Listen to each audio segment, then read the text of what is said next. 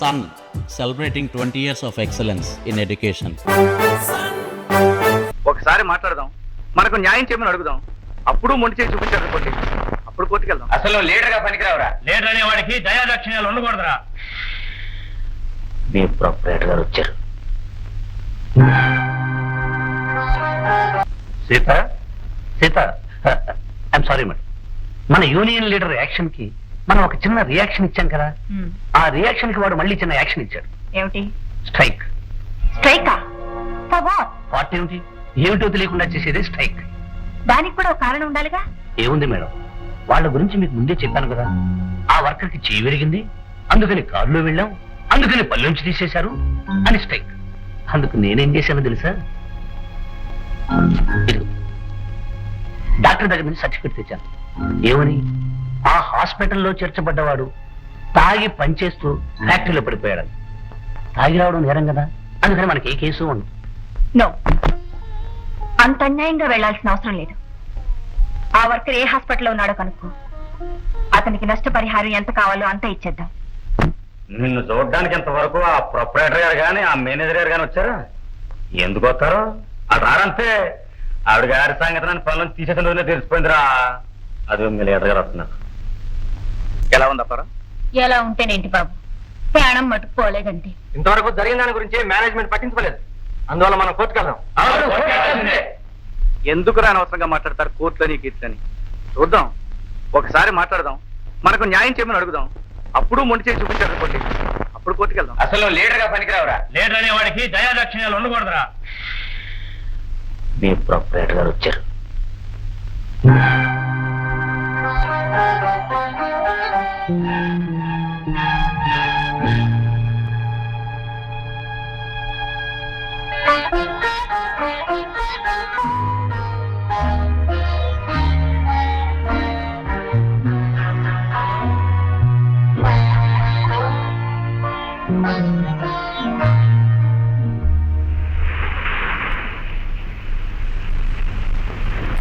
ఎంతకాలం ఈ నిజం నాతో ఎందుకు చెప్పలేదు? ఆ మహాతలివి నువ్వేనని నాకేం తెలుసు. మరి నువ్వు అడగచ్చుగా. చెప్పని వాటి గురించి అడిగే అలవాటు నాకు ఎప్పుడూ లేదు. పోనీ నువ్వే చెప్పచ్చుగా. అడగని వాటి గురించి చెప్పే అలవాటు లేదు. ఓకే, నువ్వు అడగను లేదు, నేను చెప్పను లేదు, తెలిసిపోయిందిగా. ఇది ఒకందుకు మంచిదే. అందుకే రాత్రంతా ఆలోచించి ఒక నిర్ణయానికి వచ్చాను. ఏమని? ఏమైనా సరే మన ఇద్దరం పెళ్లి చేసుకోవాలని. నేను రాత్రంతా ఆలోచించే ఒక నిర్ణయానికి వచ్చాను. ఏమైనా సరే పెళ్లి చేసుకోకూడదనా? ఎందుకని? నేల మీద ఉన్నవాడిని నేను, పై అంతస్తులో ఉన్న దాని. అంతేగా, అప్పుడు నువ్వు పై అంతస్తుకు వస్తే సరిపోతుంది. నన్ను నమ్ముకున్న వాళ్ళని విడిచిపెట్టి ఆ అంతస్తుకు రాలేను. పోనీ నేనే కిందకు వస్తాను. నా కోసం నువ్వు అంత త్యాగం చేయడానికి నేను రాము. పైనున్న వాళ్ళు పైకి వెళ్లే కొద్దీ తల దించేగా చూడాలి. నేనెంత పైనున్నా తల దించుకునే ఉంటాను. నీకు తెలియదు సీత, ఇది సరదాగా అనుకోవడానికి నవ్వుకోవడానికి బాగుంటుంది, కానీ జీవితం వేరు. ఒక లాంచీ పడవ కలిసి ప్రయాణం చేయలేవు. ఎందుకు చేయలేవు? హాయిగా చేయొచ్చు. లాంచీకి ఏదైనా ట్రబుల్ వచ్చిందనుకో, పడవలోకి వచ్చి ప్రయాణం చేయొచ్చు. పడవకి ట్రబుల్ వచ్చిందనుకో, ఆ పడవని లాంచీ మీద వేసుకుని హాయిగా ప్రయాణం చేయొచ్చు. ఎంత సింపుల్ గా తేల్చేసావు సీత. జీవితాన్ని సింపుల్ గా తీసుకోకపోతే బ్రతకడం కష్టం రాము. ఏదేమైనా సరే మనం పెళ్లి చేసుకోవడం ఖాయం. లేదు సీత, మన పెళ్లి జరగదు. నిజంగానే అంటున్నావా? అవును సీత. అయితే నువ్వు నన్ను ప్రేమించడం లేదా?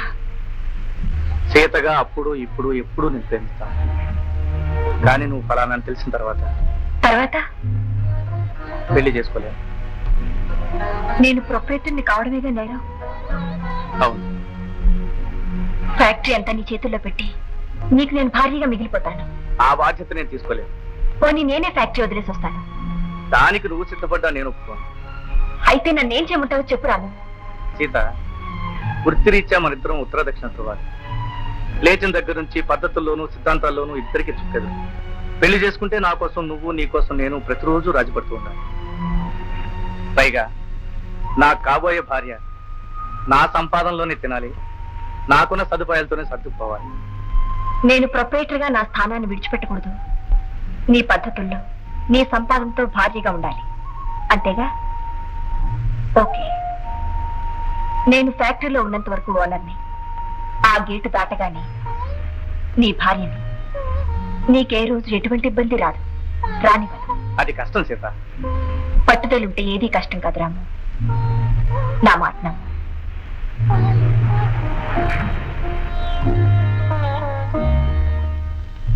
దీని గురించి నీవేమైనా ఆలోచించదు బాబు. వెంటనే లగ్నం పెట్టించి నాకు గొప్పనం పెట్టించాయి. అసలు మీ ఇద్దరు కలవటం ఇక మీద ఎటువంటి గొడవలు లేకుండా మనం బాగుపడటానికే వచ్చిందేమో. నిజమేరా? ఏది ఏమైనా సరే నేను ఆవిడని పెళ్లి చేసుకున్నా, నా భార్య అయినా వర్కర్స్ కి మాత్రం అన్యాయం జరిగితే ఆవిడ ఓనరే, నేను యూనియన్ లీడర్ని. నిజమేరా, నువ్వు చెప్పిందంతా నిజమే. ఇప్పుడు మీ కళ్ళ ముందు కనిపించేది ప్రేమ, పెళ్లి. పెళ్ళైన తర్వాత వచ్చే సమస్యలు ఏమిటో ఇప్పుడు మీకు అర్థం కాదురా. ప్రే లేనింటి పిల్లను ఉన్నింటికి ఇవ్వచ్చు కానీ ఉన్నింటి పిల్లను లేనింటికి తెచ్చుకోకూడదురా. అవేం మాట్లాడండి. పెళ్లి నాటికి మీ వాళ్ళకంటే మా వాళ్ళు ఉన్నవాళ్లేగా. నన్ను మీరు చేసుకున్నారు, ఏదైనా ఇబ్బంది వచ్చిందా? ఆ రోజులు వేరే. పైగా ఆనాడు నువ్వు తల్లిదండ్రులు చాటు పిల్లలు. ఈనాడు ఈ అమ్మాయి తనంతట తనగా ఫ్యాక్టరీ నడుపుతోంది, తనంతట తనగా అజమాయిషీ చేస్తుంది. అలాంటి పిల్ల పెళ్లి చేసుకుని సడన్ గా మన ఇంటికి వచ్చి మనతో కలిసి కాపురం చేయాలంటే ఏమో నా అనుమానం నాకుంది. ఊరుకుందరు, మీకెప్పుడూ అనుమానాలే. అసలు అనుమానాలు ముందు పుట్టి తర్వాత మీ పోలీసు వాళ్ళు పుట్టారు. మీరు అనుకున్నవి ఏమీ జరగవు. ఆ అబ్బాయి చెప్పినట్టు పెళ్లికి కావాల్సిన ఏర్పాట్లు చేయండి. అతన్ని ఎలా పెళ్లి చేసుకుంటావమ్మా? ఎలాగే ఉంటాను సార్, అందరిలాగే పురోహితుని పిలిపిస్తాను, తాళి కట్టించుకుంటాను. ఆడి కాదు నేను చెప్పేది. అతను ఉంటున్నది ఎక్కడ, నువ్వు ఉంటున్నది ఎక్కడ? ఇద్దరు ఫ్యాక్టరీలోనే. ఫ్యాక్టరీలోనే, కానీ నువ్వు ఉన్నది ఏసీలో, అతను ఉన్నది కార్ఖానాలో. కార్ఖానాకి ఏసీకి తేడా లేదంటావా? కార్ఖానాకు కూడా ఏసీ పెట్టిస్తే సమానం అయిపోతుంది అంకుల్. అది కదమ్మా నేను చెప్పేది. అంకుల్, పెళ్లి నా స్వవిషయం. నీ స్వవిషయమే, కానీ నేను చెప్పేది. ఏమిటి నువ్వు నీ చారస్తమును? వేరు చెప్పే కానీ పాతకాల మనిషి నా భార్యని మనిషి. ఫాదర్, సీత గురెప్పుడు రాముడి మీదే. స్వయంవరానికి రాజాదిరాజులు ఎందరో వచ్చారు, కానీ సీత మొదటి చూపు రాముడి మీద. సీత వలచింది రాముడిని, సీత దండ వేసింది రాముడికి. ఈ సీతా కళ్యాణం ఆమె అనుకున్నట్లుగానే కానివ్వండి ఫాదర్.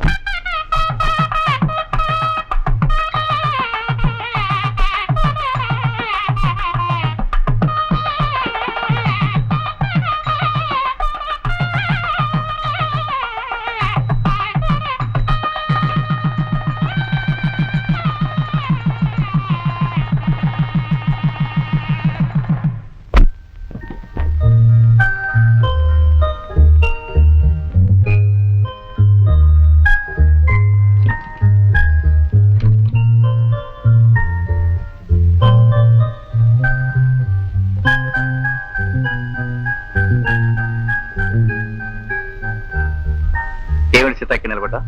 ఎక్కడ కూర్చోమంటారు? అదేమిటి, మంచం ఉంది, కుర్చీ ఉంది. ఉన్నాయి, అవన్నీ చూడటానికే, కూర్చోడానికి పనికిరావు. సీత, అవునండి, ఎంత లేకపోయినా కనీసం బెడ్రూమ్ కైనా ఏసీ పెట్టించుకోకూడదు? ముందంటే మీకు అవసరం లేకపోవచ్చు, నన్ను పెళ్లి చేసుకున్నాక నా కోసమైనా ఏసీ పెట్టించొచ్చుగా. సారీ సీత, నన్ను పెళ్లి చేసుకోవడానికి సిద్ధపడ్డదానివి నా పద్ధతులతోనూ నాకున్న వసతులతోనూ సర్దుబాటు చేసుకుంటాం అనుకున్నా. ఏమండి, నిజంగా బాధపడుతున్నారా? నేను సరదాగా అన్నాను. ఏ ఈ మాత్రం కూడా అనకూడదా? చచ్చ, అనకూడదని కాదు సీత, కనీసం నాకు ఇవన్నీ ఉన్నాయి, ఇవి కూడా లేని వాళ్ళు ఎంతమంది ఉన్నారంటావు? మొదలు పెట్టారా? మీ ఉపన్యాసంతో టైం వేస్ట్ చేయకండి. సరే పద.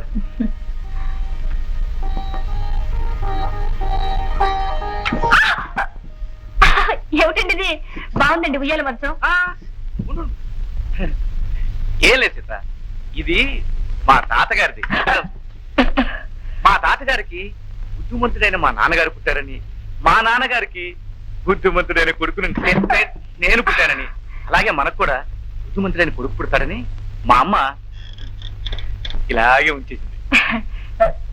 ఏమండి, నేను ఒకటి చెప్పనా? ఈ పరుపు దిండు కిందేసుకుని హాయిగా పడుకుందామండి. అడుకోవచ్చు, కానీ అచ్చొచ్చింది కదా. అబ్బా, అచ్చొచ్చింది సరేనండి, 4 మేకలేసి బిగిస్తే ఏం పోతుంది? బిగించొచ్చు అనుకో. ఇప్పటివరకు అంత అవసరం రాలేదు, కానీ ఇప్పుడు ఎలా?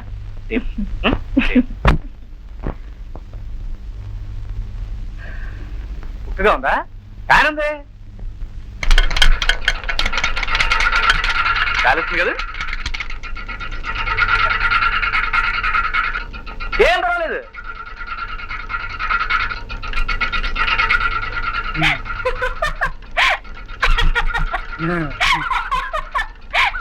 ఏమిటండి నవ్వుతారు? మ్యూజికల్ ఫ్యానా? బాగుంది. మ్యూజిక్ అయినా పాటలు కూడా పాడుతుందా? కాలుస్తుందిగా. గాలి మాట దేవుడెలుగు కొంతసేపు ఉంటే ఎగిరి మీద పడేస్తుంది. ఆపేయండి.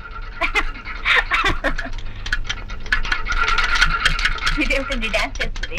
దీన్ని ఒక డాన్స్ మాస్టర్ గారి నుంచి కొనాలి. సర్లేండి, దీన్ని తీసుకెళ్లి జాగ్రత్తగా మూల పెట్టండి, లేకపోతే మంచిగా కూడా డాన్స్ చేయించేట్టుంది. అబ్బా, ఇంకో ఫ్యాన్ లేదా? ఉందే. ఇదా బాగుందండి. తెల్లవారులు మీకు నేను, నాకు మీరు విసురుకోవడం తెలిసి సరిపోతుంది. కొంచెం నువ్వు, కొంచెం నేను, కొంచెం నువ్వు, కొంచెం నేను.